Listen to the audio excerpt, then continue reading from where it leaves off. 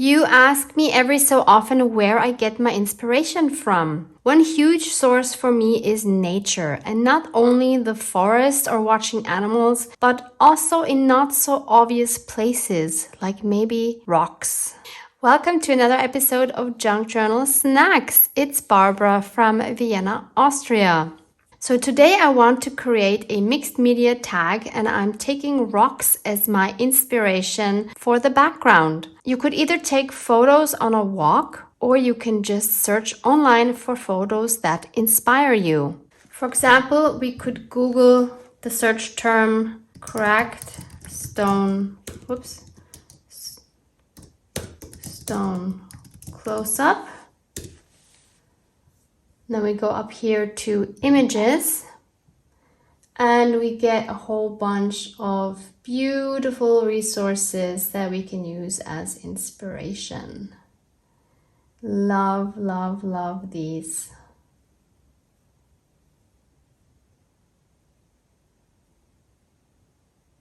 For today's tag, I would like to take this image right here. We can go to visit the page. We don't need to download it, we don't need to print it. All we need to do is have it on our screen and take inspiration from it. I want to use this tag as a base. I have been gifted this. You can obviously easily just cut out your own tag, or maybe you have a die with the tag shape. And I cut out this piece of, I think it's watercolor paper. It was just a scrap that I had laying around. And I cut it so that it fits nicely here on the tag. So I'm going to put the tag base on the side. And we're going to work on this paper here. And the first thing I want to do is to add a little bit of interest on the background. So I'm going to glue some pieces of book page and music sheet on here. This also kind of helps me with the fear of the blank page, or the blank card in this case. I'm using matte gel from Liquitex for this. You use what you are comfortable with. Any glue will do. I would consider taking one that is not going to make your paper warp.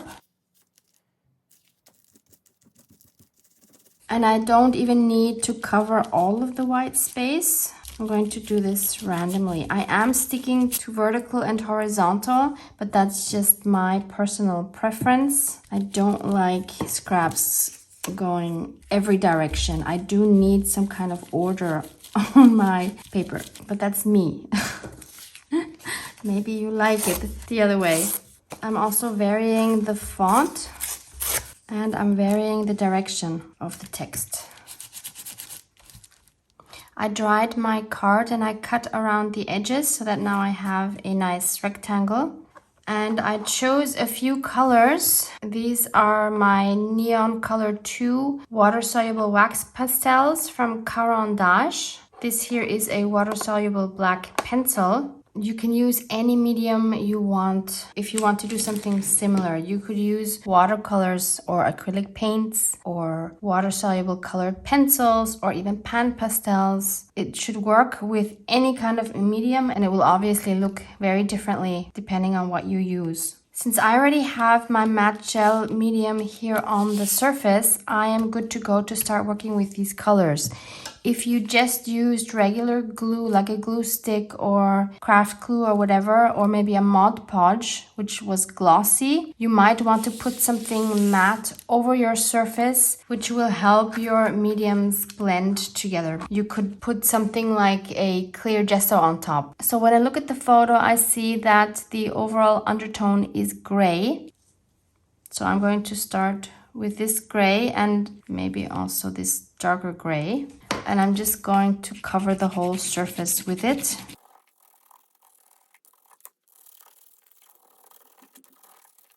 And then I'm going to take a brush. This happens to be a water brush, but I'm going to dip it in water. Just use any paint brush. And I'm going to spread my wax pastel.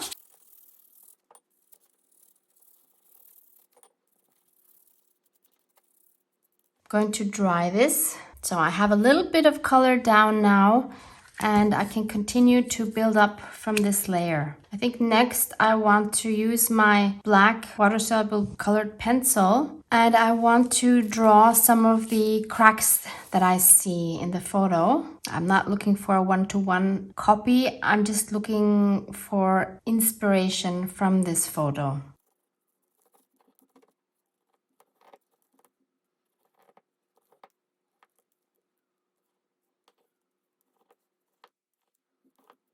Then I'm going to go over these lines with my wet brush. That will bring them out more and deepen the color.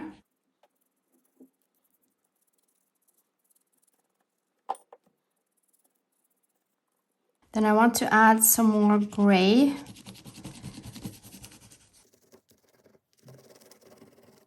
I'll take my darker gray. And then I'm going to take some white gesso. You could also use white acrylic paint. I'm going to take my wet brush and take some of that gesso and go over my gray. So those two are mixing now. This way I can vary the intensity of the gray. I can go over it with some more white gesso to lighten some parts up. I can use less of it in some parts where I want the gray to be a little bit darker, and I can just play around with the values.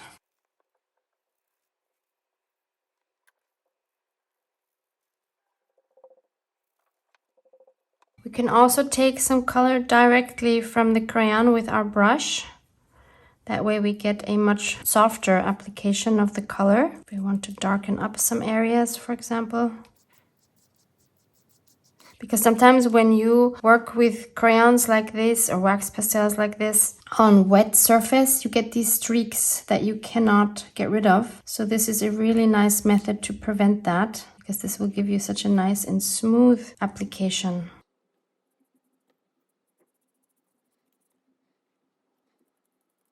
Switching to the lighter gray.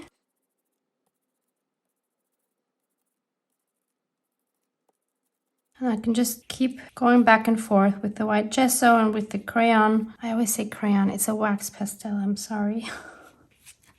Until I have a nice variation of values here.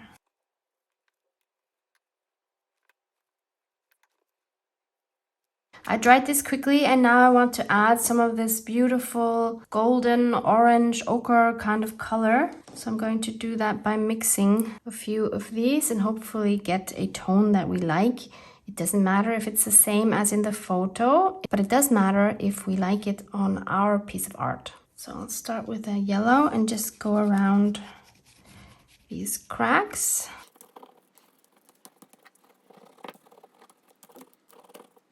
Then I'll switch to my ochre and add some more. Mix them in a few places. And lastly, I'll also add some fast orange. It's called fast orange. Okay.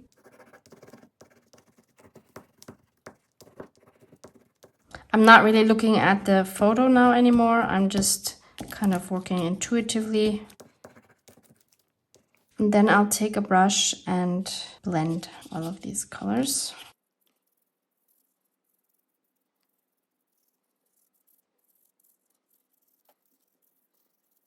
And now it's a matter of just working with it until I come to a point where I think this looks like a cool background. I'm not there yet. I'm going to try taking my finger and see if I can blend some of this. Yeah, I like that. This is blending beautifully now. So just experiment, use different tools. Don't be afraid to get messy with your fingers. I'm the perfect person to say that, because I usually do not like getting my fingers too messy. But there are times like here where I'm actually enjoying it, because it's kind of controlled. It's just on the tip of my finger. It's not everywhere. And it's also fine if I know I can wash it off, not like the distress sprays. I think these are all still the ugly stages of the background, and hopefully at one point this will turn into something that we actually like. I don't know yet. I've dried it again in between, and I see that I want some more of this orange back. So again, it's just going back and forth until you're happy.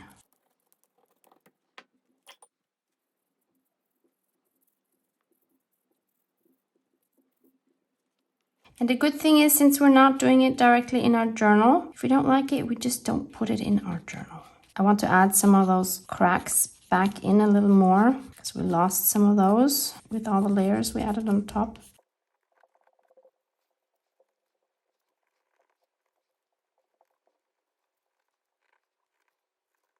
Again, I'm going to go over these with my brush.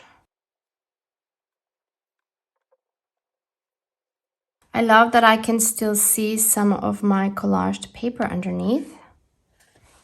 And I also want to try to add some texture. So I'm going to do this by taking this to my sewing machine. And I think I'm going to try to sew over the black lines or cracks here. And we'll see what that looks like. Okay, I'm back from the sewing. I used a zigzag stitch to go over all of my black lines, and I've also added some like smaller cracks with a running stitch. So this gives me more interest now and more texture. I also want to add some more like crackling effect. So I'm going to use my Texture Paste Opaque Crackle by Ranger. If you want more texture, you can also use a texture paste. If you have a thicker gesso, or you can thicken it using, for example, baby powder or fine-grained sand, you can use that. You can also put it through a stencil maybe to get some more interest. Oh, actually, maybe I want to use a stencil. That's a good point. I'm going to use this one. It has the number THMM2. If I can, I will link this for you. And it has a very nice crackling pattern here. So I want to try that one. And I kind of just want it on the edges.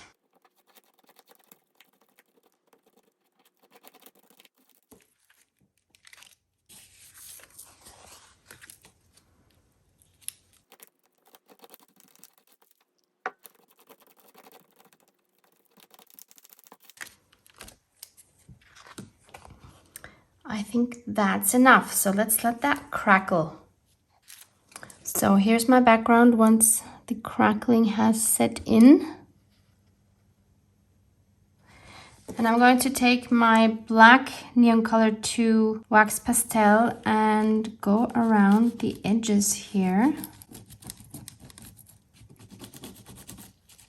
Maybe also a little bit into the tag, and then we'll dilute that with water. So let's add some water here.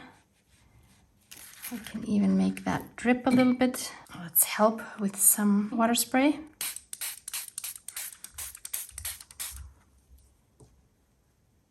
I'll do the same thing on this side.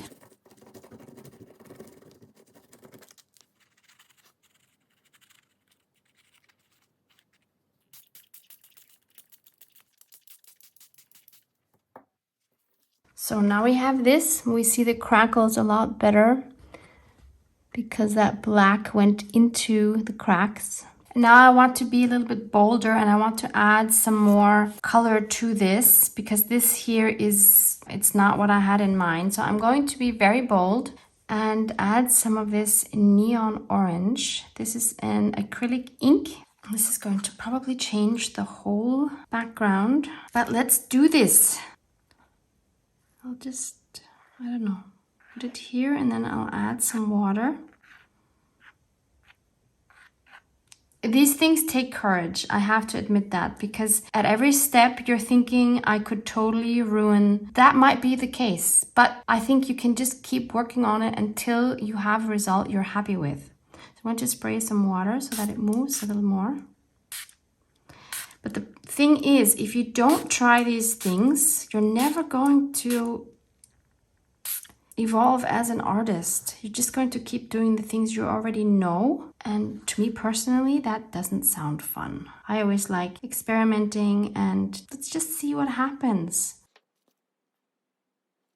This looks really cool here, the crackling paste. I'm going to dry this.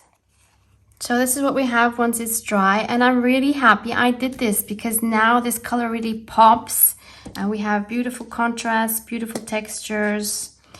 And I want to edge this with my Black Stays On ink.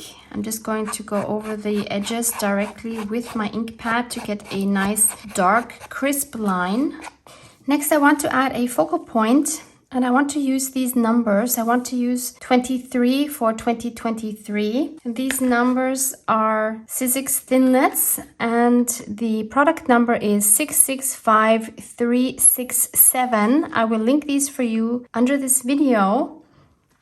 And to determine whether I want white or black, I'm going to first, oh, I got this dirty. Let's use this side. I want to first put this on our tag because that makes a huge difference. So this will be mounted like this. So let's try the white. I think I want them here like this. That would look amazing. Even though what bothers me a little bit is that this white and this white are not the same. This is brighter. I think you can see that in the video. So let's try. And the black looks like this. What a hard decision. I love both. Maybe I love the black more because of the color difference of the white. Yep.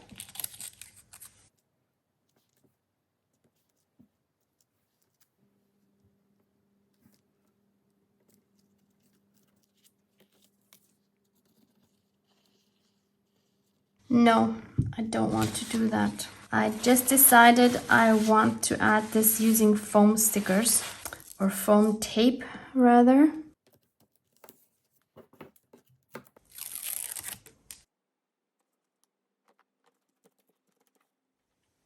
So let's find a spot for it in Honey's beautiful journal. As always, Honey's Instagram is linked below, as well as a new playlist for Junk Journal Snacks 2023. I think there's several options for this tag now, and I'm so happy I prepared some of the pages and I made some tuck spots and pockets, because now I just have to find the right spot for it rather than having to deal with making a background and a place to actually add this tag into. So if you missed that, you can find that in the playlist linked below, where you can see me decorate some of these pages.